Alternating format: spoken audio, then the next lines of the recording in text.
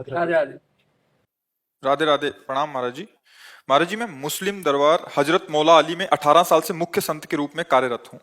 महाराज जी, आपके जुगल जोड़ी के प्रति जो इश्क है, इसके कारण हम भी आपके आशिक हो गए हैं। हम अल्लाह ताला से एक शुक्रिया और दो दुआएं करते हैं कि शुक्रिया यह है कि आप हमारी जिंदगी में आए, और दुआ यह है कि अल्लाह ताला और मौला अली सरकार आपको शफा अता फरमाए। और दूसरी ये है कि हम भारतीयों के जीवन में आप जैसा दिव्य संत एक बार जरूर आवे। महाराज जी, इनका आपके प्रति भाव था। हाँ, नहीं, हम पहले आपको स्वागत करते हैं, धन्यवाद करते हैं कि आप कृपा करके यहाँ पधारे और हमारी बात सुने हैं।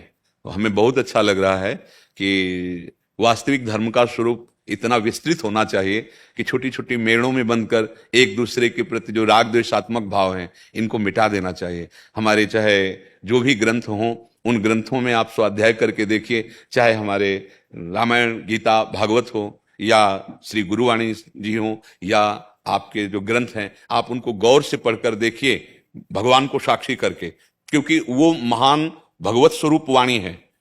आप उसका जब अर्थ समझना चाहेंगे, राग द्वेष से तो अलग निकलेगा, और आप अपने भगवान को साक्षी करके देखेंगे तो मुझे ऐसा लगता है कि वो विश्राम देने वाली वाणी बन जाएगी। हाँ, विश्राम देने, हमारा जो उपासना का स्वरूप है वो यही है हम सबकी, कि सब घट घट में उसी को देखो। अगर उसके सिवा और कुछ नजर आ रहा है तो अभी हमें लगता है कि हमारी देखने वाली दृष्टि अभी ठीक नहीं है, राग द्वेषात्मक दृष्टि ठीक नहीं है। देखो, आप जो नाम लेते हैं वो हमारे भगवान हैं। हमें दृढ़ विश्वास है मेरे भगवान के सिवा और कोई नहीं।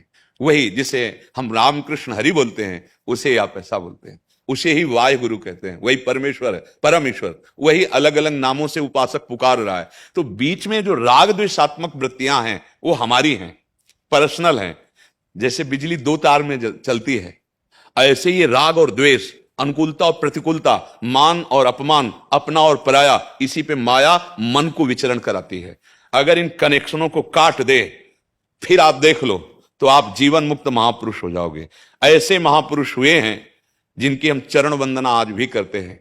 कहीं भी हो, किसी भी जगह हो, जब ऊंचाई पर पहुंचते हैं तो सब एक ही नजर आता है, और जब तक बहुत नीची धरा में रहते हैं तो ऊंचा और नीचा समझ में आता है, अपना और पराया समझ में आता है। पहले तो हम मन से आपको प्रणाम करते हैं कि आपने वास्तविक धर्म के स्वरूप को समझा और आप यहां तक कृपा करके आए।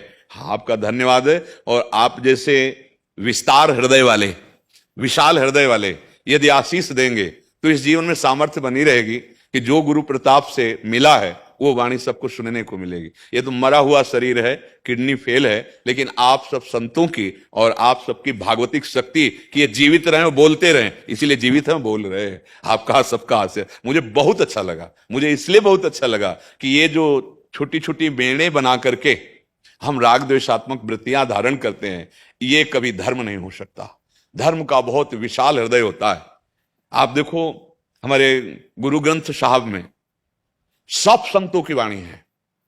क्या दिखाया है गुरु ग्रंथ साहब, क्या दर्शा रहे हैं कि हमारा जो स्वरूप है वो सब की वाणियों में विराजमान है। जो सब संतों की वाणियों में विराजमान है वही मैं हूं, दूसरा कोई नहीं हूं। ऐसे ही जितने भी हमारे धर्म ग्रंथ है वो सब एकता सिखाते हैं, अनेक को एक में करके और लीन हो जाए, यही जीवन मुक्त अवस्था है, चाहे जिस मार्ग का पथिक हो। आज हम सब अपने मार्गों से भटक रहे हैं, छोटे छोटे शब्द बोलकर, छोटी छोटी भावनाओं में एक दूसरे का अपमान करते हैं, एक दूसरे को हिंसात्मक वृत्ति से देखते हैं। मुझे तो नहीं लगता कि वो धर्मात्मा है या वो धर्म के ज्ञान रखने वाले, ऐसा नहीं है। इसलिए हमें बहुत अच्छा लगा कि आप पधारे, आप कृपा करें। तो आपको भी माला पहनाइए, हाँ, और सम्मान कीजिए। हम प्रणाम करते हैं आपको कि आप में इतनी हिम्मत आई कि आप कृपा करके यहाँ तक पधारे।